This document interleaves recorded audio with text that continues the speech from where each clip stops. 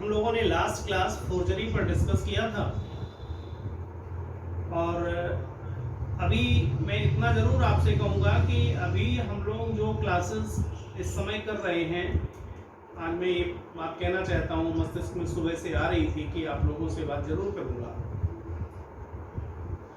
IPC में परंपरागत रूप से जो चीज़ महत्वपूर्ण हुआ करती थी वो तो आपको पढ़नी है। परंपरागत रूप से महत्वपूर्ण क्या हुआ करता था? Right of private defence, general exceptions, abetment, conspiracy,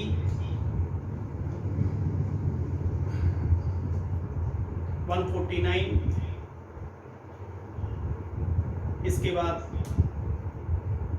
299, 300 offence, other offence against body. 299, 300 के बाद अगर परंपरागत रूप से बहुत महत्वपूर्ण किसी को समझा जाता था तो व्यपहरण और अपहरण को समझा जाता था। यहाँ से क्वेश्चन आते थे, यानी कि आप 299, 300 पूरा कवर कर लीजिए, फिर व्यापहरण अपहरण पढ़ लीजिए। उसके पश्चात चोरी महत्वपूर्ण हुआ करता था, चोरी, लूट, डकैती, और फिर थोड़ा सा ये ब्रीच ऑफ ट्रस्ट वगैरह, इतना इधर महत्वपूर्ण हुआ करता था परंपरागत महत्वपूर्ण तरीके से जो हम लोग बात कर रहे हैं। और फिर इसके बाद डिफेमेशन और अटेम्प्ट। आईपीसी में परंपरागत महत्वपूर्ण टॉपिक यही थे, बहुत कम है। लगभग जो आईपीसी है वो अगर यही आप टॉपिक पढ़ते हैं तो घटकर मेंस की दृष्टि से आईपीसी आपकी घटकर 1/3 हो गई है। ठीक है, जैसे मैंने अभी क्या क्या बोला, जनरल एक्सेप्शन, एबेटमेंट, कॉन्स्पिरेसी, इसके बाद 34 से 149, 3 टॉपिक होगा। चौथा टॉपिक हमारा बनता था मर्डर से, 5वां टॉपिक एब्डक्शन और किडनैपिंग, इसके पश्चात जो हमारा टॉपिक आता था अगेंस्ट प्रॉपर्टी ऑफेंस, और अगेंस्ट प्रॉपर्टी में सभी ऑफेंस नहीं बल्कि चोरी, लूट, डकैती। थोड़ा बहुत भटक जाता था तो ब्रीच ऑफ ट्रस्ट वगैरह पूछ लेता था, पढ़ लेना चाहिए, लेकिन चोरी, लूट, डकैती पढ़ लिया बहुत है। और उसके बाद फिर जो बीच के ऑफेंसेस हैं वो थोड़े से लेस इंपॉर्टेंट माने जाते थे मेंस की दृष्टि से। और उसके बाद अगर कोई महत्वपूर्ण माना जाता है तो डिफेमेशन माना जाता था। तो ऐसे आपको मैं 6 से 7 टॉपिक बता रहा हूं मेंस की दृष्टि से, जो कि महत्वपूर्ण टॉपिक माने जाते हैं, परंपरागत महत्व। अब फिर परंपरागत, बल्कि ये इसको हम कहेंगे परंपरागत अति महत्वपूर्ण टॉपिक है। फिर परंपरागत महत्वपूर्ण टॉपिक में जो हम लोग डिस्कस करते चले आए हैं, बीच के कुछ hurt, grievous hurt, wrongful restraint, wrongful confinement, और फिर उसके बाद थोड़ा सा ब्रीच ऑफ ट्रस्ट, दुर्विनियोग, चीटिंग, रिस्ट, आपराधिक अत्याचार। ये परंपरागत महत्वपूर्ण क्वेश्चन है। पहले मैंने बोला परंपरागत अति महत्वपूर्ण क्वेश्चन, और फिर बोला मैंने परंपरागत महत्वपूर्ण क्वेश्चन। इसके अलावा शेष आईपीसी गैर परंपरागत है इन रिस्पेक्ट ऑफ मेंस। इसके अतिरिक्त आईपीसी गैर परंपरागत है, और ये गैर परंपरागत जो आईपीसी है उसको बहुत ही मुट्ठी भर लोग, यानी कि मेंस का एग्जाम अगर 2000 लोग देने आए हैं तो उसमें से मुश्किल से 50 लोग ऐसे होंगे, मुश्किल से 50, और हो सकता है इससे भी कम संख्या हो, 20, 10, 20, 25, जो गैर परंपरागत टॉपिक भी पढ़कर आई।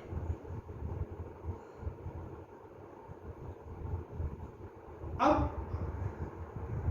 अगर आप 10 से 20 लोगों में हैं तो आप लीड करने वाले हैं।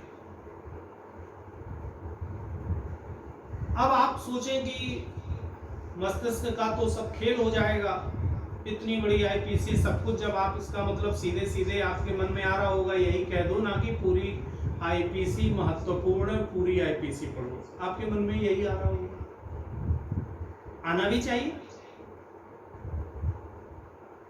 तो उसके लिए एक फॉर्मूला मैं आपको देता हूं, बहुत सिंपल। वो ये है कि जो गैर परंपरागत है उसको अभी क्लास जब चल रहा है उस दौरान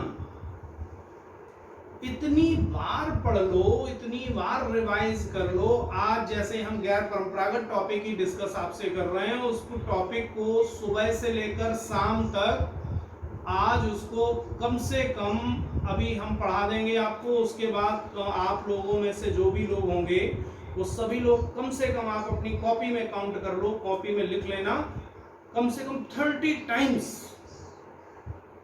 उसको अपनी मेमोरी में डालो और कम से कम 10 टाइम्स उसको लिखो।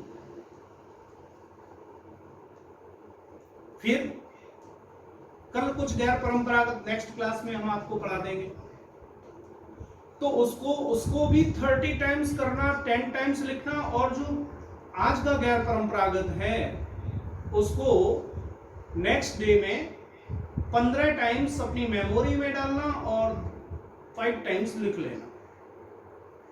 बहुत लंबा समय नहीं लगेगा, इसमें बहुत बड़ा समय नहीं लगेगा। साधना आपको मुश्किल से 2 घंटे बैठकर दी। तब उससे क्या फायदा होगा आपको? फायदा आपका यह होगा कि वो आपके अनकॉन्शियस माइंड में गैर परंपरागत चला जाएगा और फिर बीच बीच में अपने फ्रेंड्स से आपस में जो डिस्कशन करते हैं, कभी कभी डेफिनेशंस वो पूछते रहना, या कभी कभी अपने मस्तिष्क से ही पूछ लेना कि सर ने जो गैर परंपरागत बातें बताई थी वो कुछ हमारी अनकॉन्शियस माइंड में पड़ी हैं कि नहीं पड़ी हैं, उसको टेस्ट करते रहना 2-3 दिन के बाद और भूल जाना। इसको फिर भूल जाइए आप, 3 दिन की मेहनत कर लो और भूल जाओ। और उसके बाद फिर एग्जाम जब आ जाए तो परंपरागत पढ़िए, जो परंपरागत महत्वपूर्ण है आईपीसी, बस उतनी पढ़िए। गैर परंपरागत वाली पढ़ने की जरूरत नहीं है। लेकिन एग्जाम के पीरियड में जब जाने वाले हो एग्जाम की तरफ, तो उस जो अनकॉन्शियस माइंड में है उसको 1 या 2 बार रिवाइज कर लेना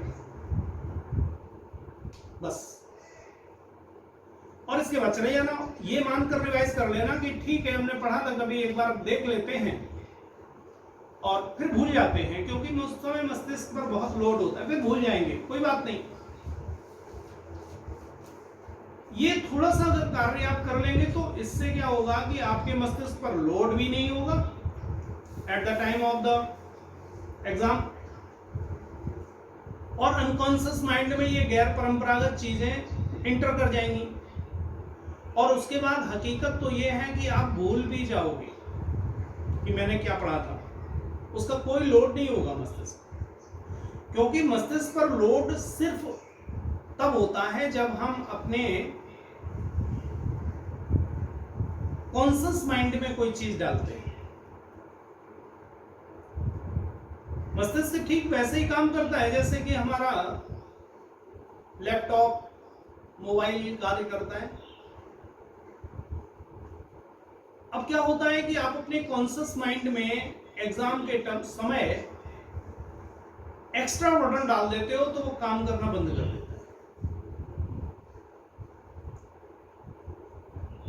जिस तरीके से आपकी रैम अगर कम है तो आपने अगर ज्यादा प्रोग्राम ऑन कर लिए हैं तो फिर वो रुक रुक कर चलने लगता है, झटके देने लगता है।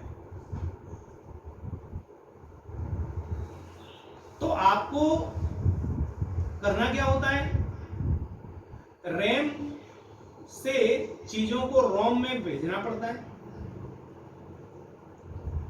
तो जितनी चीजें आप अपने रैम से रोम में भेजते रहेंगे, एग्जाम के समय आपकी रैम खाली रहेगी और रोम भरी रहेगी। रोम का कोई भी लोड आपके रैम पर नहीं पड़ने वाला है, और जब जरूरत होगी तो वहां से वो क्लिक होकर रैम पर आ जाएगी और उसको आप लिखते हैं। जरूरत है आपको अपने मस्तिष्क की क्षमता पहचानने की। हम और आप ये त्रुटि करते हैं कि हमारे मस्तिष्क में क्षमता नहीं है। आपके मस्तिष्क में इतनी क्षमता है कि आप आईपीसी जैसी 1000-2000 बुक्स अपने मस्तिष्क में सेव कर सकते हैं, और वो मस्तिष्क में पड़ी रहेगी, वो आपको पता भी नहीं चलेगा कि मस्तिष्क में इतनी चीजें पड़ी हैं। ऐसा कर सकते। तो आपको जो ये गैर परंपरागत है, वो अपने मस्तिष्क में 3-4 दिन मेहनत करके सेव कर देना है बस। और फिर एग्जाम में जो सब लोग पढ़ते हैं वो आप भी पढ़िए, जो सब लोग पढ़ते हैं वो आप भी पढ़िए, और सभी से कंपटीशन लीजिए। और जब कभी बाय द वे एग्जामिनर का अनकॉन्शियस माइंड थोड़ा सा उखड़ जाए और उसको लगे कि बहुत हम परंपरागत क्वेश्चन पूछ चुके, इस बार गैर परंपरागत क्वेश्चन पूछेंगे, तो वो क्वेश्चन पूछे, और जिस समय वो पेपर आएगा आपके सामने, आप एकदम से क्वेश्चन पढ़ते ही आपकी मेमोरी वहीं पर जाकर टकराएगी जाके रोम से, और आप उस क्वेश्चन को लिख लेंगे। और जिससे आपके अड़ोस पड़ोस में लोग बैठे होंगे, मैक्सिमम पूरे हॉल में, उनके पसीने छूट रहे होंगे, वो बाहर आएंगे, कहेंगे पेपर एकदम घुमा कर दे दिया, जो चीज कभी नहीं पूछते थे वो पूछ ली इस बार। सब रोते होंगे। जब एग्जाम में सिलेक्शन का फंडा मैं बता रहा हूं आपको, जब बाहर निकलकर सब रोएं और आपको सुकून हो, उस दिन मान लेना आप सेलेक्ट हो रहे। और जब प्रसन्न सब हों और आप भी प्रसन्न हो, सब कहें पेपर बहुत अच्छा हुआ, पेपर बहुत अच्छा हुआ, आप कहें पेपर मेरा भी बहुत अच्छा हुआ, तो दिक्कत है। मैक्सिमम लोगों का पेपर खराब हो, आपका पेपर अच्छा। इस चीज को आप यहां से भी समझ सकते हैं। अभी आप लोगों में से कुछ लोगों ने एमपी एग्जाम में इंटर किया, या इसके अलावा कुछ और एग्जाम में आप लोग इंटर करते हैं। मैं आपको एक फंडा दे रहा हूं अपने आप को समझने के लिए। आप एग्जामिनेशन हॉल से निकल कर आए, मेरिट को फिक्स करने के लिए आप लोग पूछते हो ना हमसे, मेरिट कितनी है, मेरिट कितनी है। मैं आप लोगों से मेरिट पूछता हूं, आपने कितना किया, आपने कितना किया, आपने कितना किया। एग्जामिनेशन हॉल से आप बाहर निकलें और लोग कहें कि मेरिट लगभग इतने क्वेश्चन तो मेरे हो गए, और मेरिट लगभग 110 आउट ऑफ 150 आउट ऑफ 200 जानी चाहिए। तो आप लोगों से 2-4 लोगों से पूछें, बात करें कि आपका क्वेश्चन कितना, आपका क्वेश्चन कितना, आपका क्वेश्चन कितना। हम देखिए चुनाव पूर्व सर्वे बता रहे हैं आपको कैसे किया जाता है। तो आपने सबसे पूछे क्वेश्चंस, 2-4 लोगों से, अपने फ्रेंड सर्कल से, जो आपके कंपटीटर है उनसे पूछिए आपके कितने क्वेश्चन, जिसको आप अच्छा समझते हैं। ध्यान रखिएगा, हर व्यक्ति से पूछने की जरूरत नहीं होती है। जो बेवकूफ टाइप के हैं, पहुंच जाते हैं भीड़ बढ़ाने, उनसे पूछने की जरूरत नहीं है। आपको उनसे पूछने की जरूरत है जिनकी गंभीरता को आप समझते हैं। आप समझते हैं कि इन्होंने पेपर अच्छा किया होगा, और ऐसे 4-5-7 लोगों से क्वेश्चन करें। और अगर कोई भी व्यक्ति 110 से नीचे ना आ रहा हो तो आप फिक्स कर लो कि मेरिट 115 पर होगी।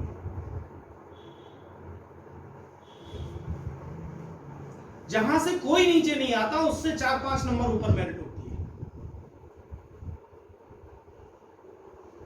ठीक है ना?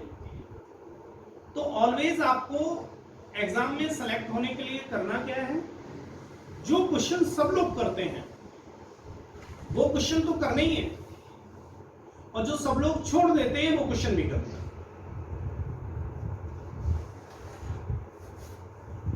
अब जो सब लोग छोड़ देते हैं, क्योंकि आपको बेहतर होना है ना सबसे, तो जब जो क्वेश्चन सब लोग छोड़ देते हैं वो क्वेश्चन अगर आप करोगे तो आप सेलेक्ट होगे। तो फिर आपको जो सब लोग छोड़ देते हैं पढ़ना, जो टॉपिक सब लोग छोड़ देते हैं वो टॉपिक आपको पढ़ना पड़ेगा, तभी वो क्वेश्चन आप कर पाएंगे। या जिस गहराई तक सब लोग नहीं पढ़ते उस गहराई तक आपको पढ़ना पड़ेगा, तभी आप सबसे अलग हो पाओगे। आपको अपने आप को 15, 20, 25, 50 लोगों में अपने आप को लेकर आना है। तो इसलिए कुछ गैर परंपरागत टाइप की चीजें हमें पढ़नी है, और एग्जाम में वो आपके लिए बोझ ना बने। 1 साल, 1.5 साल, 2 साल पहले प्रिपरेशन इसीलिए होती है कि एग्जाम में वो आप पर बोझ ना बने। तो क्या करें आप, बेहतर है कि पहले जो चीजें कम महत्वपूर्ण है वो पढ़ डालें आप, और ऐसे पढ़ें कि वो दोबारा आपको पढ़ना ना पड़े कभी भी। ठीक है?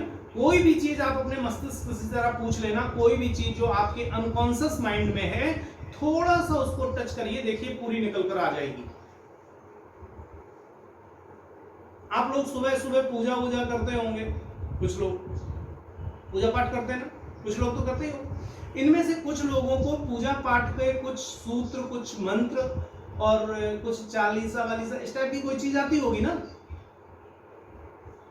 क्या आपके मस्तिष्क पर जो आपकी मेमोरी में फीड है उससे कोई बोझ आपके मस्तिष्क पर पड़ता है क्या?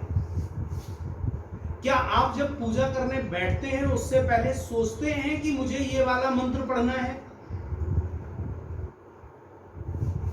नहीं सोचते। लेकिन जैसे ही आप बैठते हैं वैसे ही जैसे ही आपने आंख बंद की तो अपने आप वही शब्द आपके मुंह से निकलना शुरू हो जाते हैं।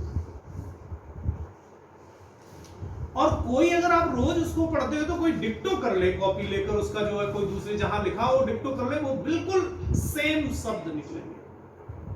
ठीक है? आप लोगों में से बहुत से लोग, मैक्सिमम लोग हिंदू धर्म से रिलेटेड हमारे साथ जुड़े हुए हैं। आप लोगों में से बहुत से लोग शंकर जी की आराधना का एक मंत्र है, कर्पूर गौरम करुणावतारम, सबको मालूम होगा ना? मालूम है? क्या किसी के मस्तिष्क पर ये बोझ बनकर रखा हुआ है क्या? अभी अगर मैं किसी से बोलूंगा तो आप लोगों में से मैक्सिमम लोग ऐसे होंगे जो अभी तुरंत बता देंगे। हो सकता है आप में से शंकर जी का जो भक्त हो उसको एक और आराधना है, पूरी बहुत लंबी है संस्कृत में, नमामि शिवाम निर्वाण रूपम देवम व्यापकम ब्रह्म वेदेश रूपम निजम निर्गुणम निर्विकल्पम निरीहम चिदाकाशम आकाशवासम भजेम। ये भी सभी आती होगी। करालम महाकाले कालम कृपालम गुणागार संसार पारम न तो हम तुषारा दृशंका शिवरम गवीरम मनोभूत कोटि प्रभा श्री शरीरम स्पन्मौलि कल्लोलिनी चारु गंगा लसद्वाले वालिंदु कंठे भुजंगा चलत कुंडलम रूसु नेत्रम विशालम प्रसन्नाननम मुर्गकंठम दयालम मृगाधीश चर्मांबरम मुंडमालम प्रियम शंकरम सर्वनाथम भजामि प्रचंडम प्रगष्टम प्रगल्भम परेशम अखंडम अजम भानुकोटि प्रकाशम त्रयशूल निर्मूलनम शूलपाणिं भजेयम भवानी पतिं भावगम्यं कलातीत कल्याण कल्पांतकारी सदा सच्चिदानंद दाता पुरारी चेदानंद शंदो अमोहापहारी प्रसिद्ध प्रसिद्ध प्रभु नयावरुमनाथ पादारे विंदम भजन्ति ये लोके परिवारणानातावश्यकम शांति शांताविनाशम प्रसिद्ध प्रभु सर्वभूतादिवासम न जानामि योगम जपम नैव पूजम न तोहम सदा सर्वदा शंभुतो जरा जन्म दुःख्य ताताप्यमानं प्रभो पाहि आपन नमामि श्री शंभु। बताइए,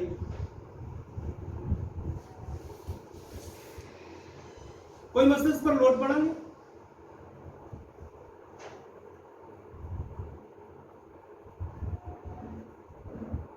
आप लोगों को भी मालूम हो।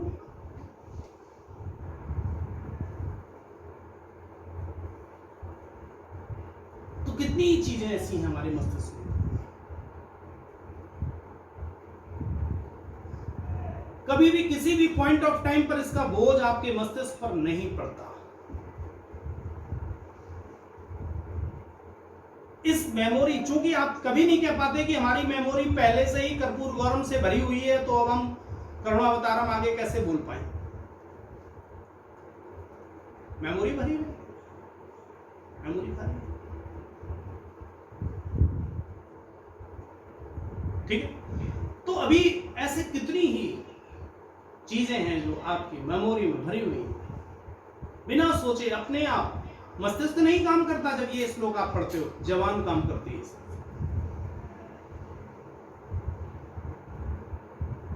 मस्तिष्क को एक व्यक्ति काम नहीं करना पड़ता। ये आपका जो मेमोरी है ना, जिससे आप पढ़ते हो, उस मेमोरी को एक अंश कार्य नहीं करना, बल्कि इसको पढ़ने के बाद आपकी मेमोरी रिफ्रेश हो जाती है बार बार।